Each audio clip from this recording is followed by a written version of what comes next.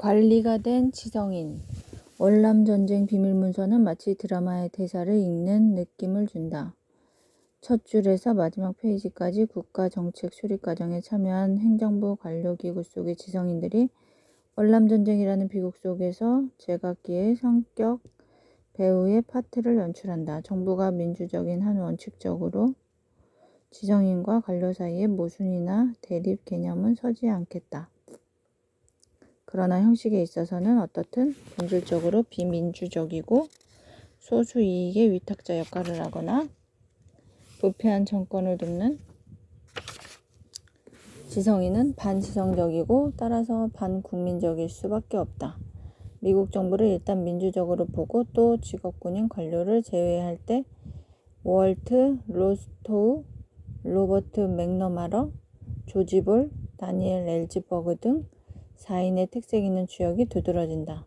국무성 정책기획위원장으로 뒤에 존슨 정부의 국가안보 담당 특별보좌관을 담당한 월트 로스토우는 전 문서를 통해 미국의 국가 이념을 반공과 군사적 대국주의 및 대국 에고이즘에 입각한 팍스 아메리카나로 믿는 광신적 지식인의 면모를 여실히 나타낸다. 중세기 암흑시대의 봉건 왕제나 교권을 수호하려는 어용학자를 연상케 한다. 월남전쟁의 민족해방, 사회혁명적인 성격에는 눈을 딱 감고 월남정책의 파탄이 분명해진 단계에서도 오직 대국 미합중국의 아시아 지배권의 상실에 대한 우려와 국가적 체면 유지만을 목적으로 한 건의를 하고 있다. 식민지 민족의 염원에는 아랑곳 없을 뿐만 아니라 국무성 정책 담당자로서 그리고 뒤에는 미국의 대외 정책을 쥐고 흔드는 대통령 특별보좌관으로서의 자신의 권위가 정책 파탄으로 실추될 것만을 방지하기 위해 날이 갈수록 투쟁적으로 되어감을 본다. 세계적 사조에 대한 개의나 이성적 비판은 그의 관심사가 아니며 그에게 뜻있는 것은 오직 권력의 철학뿐이다. 히틀러의 보좌관 헤스의 전기를 다시 읽는 감이 있으며 대영 제국주의자 처칠의 화신을 보는 느낌이다. 이와 같은 지성인을 잠시나마 최고의 정책 책임자로서 필요로 한 미국 정부의 제도적 정신적 풍토가 문제이겠다. 결과는 월남 정책의 파탄이며 또 그 결과는 당연한 논리로서 그의 반지성적 오욕으로 끝났다.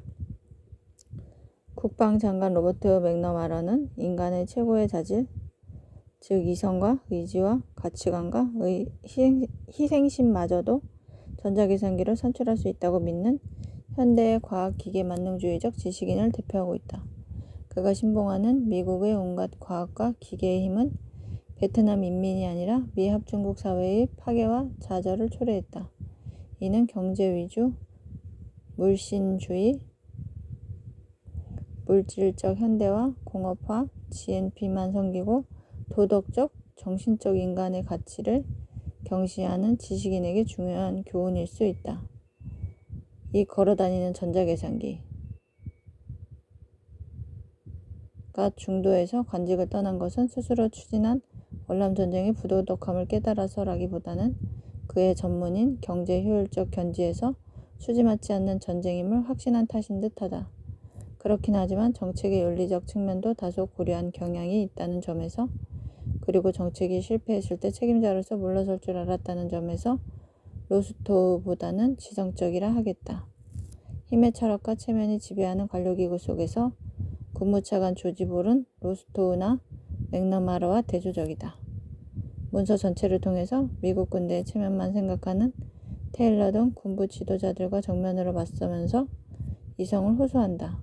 그는 월남전쟁이 특수한 전쟁임을 인식한 유일한 관료였으며 일시적인 전쟁 패배에서 오는 국가 위신의 손상보다 부정하고 생산 없는 정책을 고집함으로써 받을 장기적이고 보다 근본적인 국가 위신의 추락을 염려한다. 그는 1965년 7월 1일자로 대통령 존슨에 보낸 건의서에서 월남전쟁은 지는 전쟁이라는 것, 미국 정책은 황색 인종을 상대로 하는 백인종의 전쟁이라는 사실, 소위 도미노 이론이라는 것의 허구성을 강조한 후에 다음과 같이 말하고 있다. 우리의 개입도가 커지면 커질수록 국가적 치욕 없이는 우리의 목표의 완전 달성을 중도에서 멈출 수가 없게 됩니다. 국가적 치욕을 당하느냐 목표를 달성하느냐의 두 개의 가능성 가운데 우리가 아무리 큰 대가를 치른다 하더라도 목표 달성보다는 국가적 치욕이 더 심각하리라는 것이 가능성으로서는 크다고 생각합니다. 진실을 외면하면서 눈앞의 체면만을 고집하는 군부 장성들과 많은 민간 엘리트 속에서 고군분투하는 볼은 자세를 끝내 굽히지 않는다. 관료기구 속에서 반지성화하지 않는 바람직하고 이성적인 지정인의 한 유형이다. 월남 정책의 수립을 위한 조사 연구에서 시작하여 정책 수습 과정의 핵심적 지혜까지 올라갔다가 기밀문서를 전 세계에 폭로하는 다니엘 엘지버그는 합리적인 과정을 밟아 하나의 진리를 실천한 독특한 지성인이다. 그의 행동에 대해 우익적 여론과 군부에서는 비난과 인신공격, 중상이 쏟아져 나왔다. 그러나 진실과 이성이 작용하지 않는 매머드화한 관료기구 속에서 자기의 임무와 정부의 정책이 부정이며 불의임을 깨달았을 때 진정한 국가 이익을 위해 진실을 밝힌 용기는 고민하는 지성인의 최고의 자세인 듯하다. 소위 국가 기밀이나 국가 이익이라는 것이 민주사회의 국민을 시종일관 기만하는 정부 체제와 세력에 의해서 이용될 때 그 집권자와 집권 세력의 기만을 폭로하는 것 이상으로 애국적인 행위는 있을 수 없다. 지성인의 최고의 덕성은 인식과 실천을 결부시킨다는 것이다. 엘지버그는 그의 객관적 인식 변천의 과정에서 로스토 맥너마러 볼의 단계를 거쳐서 그 자신에 도달한 것이다. 그가 처음부터 엘지버그였던 것이 아니라 로스토에서 시작하는 사상 발전의 과정에서 가슴을 내는 수년간의 고민을 겪었다는 사실은 오히려 그의 실천의 뜻을 깊게 해준다. 그의 행동을 비난하는 사람들에 대한 스탠리 호프만의 다음과 같은 말은 그 전곡을 찌른 것이다. 비난받아야 할 일은 엘지버그 박사가 허위의 커튼을 활짝 열어젖힌 극적인 행동이 아니다. 오히려 비난받아야 할 것은 그 장막의 뒤에서 이루어져 온 일들, 음모에 관한 모든 진상을 알고 있으면서도 눈치를 살피거나 그에 방조하거나 갈피를 못 잡거나 침묵했을 뿐 그것을 밝혀내려 하지 않은 사람들의 행동이다. 진실로 놀라운 것은 엘지버그와 같은 고위 관료들 속에서 더 많은 엘지버그가 나오지 않았다는 사실이다. 뉴욕타임즈 위클리 7월 18일